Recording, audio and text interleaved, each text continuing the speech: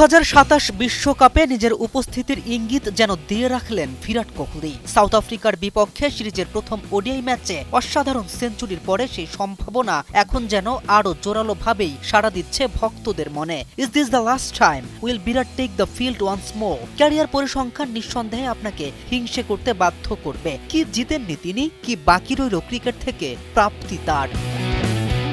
সেই যে 2008 সালের অনূর্ধ্ব-19 বিশ্বকাপ দিয়ে যাত্রা শুরু, আর তারপর শুধু তেজি ঘোড়ার মতো ছুটেছেন, আহত বাঘের মতো দেখিয়েছেন আগ্রাসন। রান, সেঞ্চুরি, ট্রফি, রেকর্ড আর রেকর্ড। জিতেছেন একটি ওডিআই বিশ্বকাপ, একটি টি-20 বিশ্বকাপ, আইসিসি চ্যাম্পিয়ন্স ট্রফি। ব্যক্তিগতভাবে আইসিসির মাস সেরা, বছর সেরা পুরস্কার থেকে শুরু করে অ্যাক্টিভ ক্রিকেটারদের মধ্যে সর্বোচ্চ ম্যান অব দ্য ম্যাচ। অধরা সেই আইপিএল ট্রফি যা পেতে অপেক্ষা করতে হয়েছিল 18টি বছর। তবুও শেষ ভালো যার, সব ভালো তার রীতিকে আপন করে নিয়ে শেষ আসরে ট্রফি এনে দিয়েছেন আরসিবিকে। একটা মানুষ ক্যারিয়ারে আর কি বা পেতে পারে, আর কি বা চাওয়ার থাকতে পারে?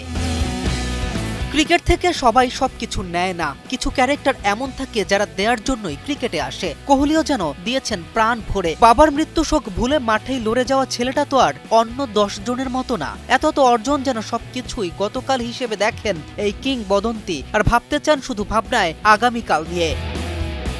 তাই তো হাঁটুর বয়সী ছেলেদের সাথে পাল্লা দিয়ে দেশের জার্সিতে এখনো তিনি সেঞ্চুরি হাঁকান। সাউথ আফ্রিকাকে এক প্রকার ধসিয়ে দিয়ে তবেই ক্ষান্ত হলেন ভিকে। বিশ্বকাপের আগে এমন জ্বলে ওঠা ভক্তদের নতুন করে স্বপ্ন দেখায়। শেষবার কি তবে প্রিয় তারকাকে আবার বিশ্ব মঞ্চে জ্বলে উঠতে দেখার সৌভাগ্য হবে? আরও একবার ধারাভাষ্য থেকে গ্যালারি বিরাট বন্দনায় মাতবে।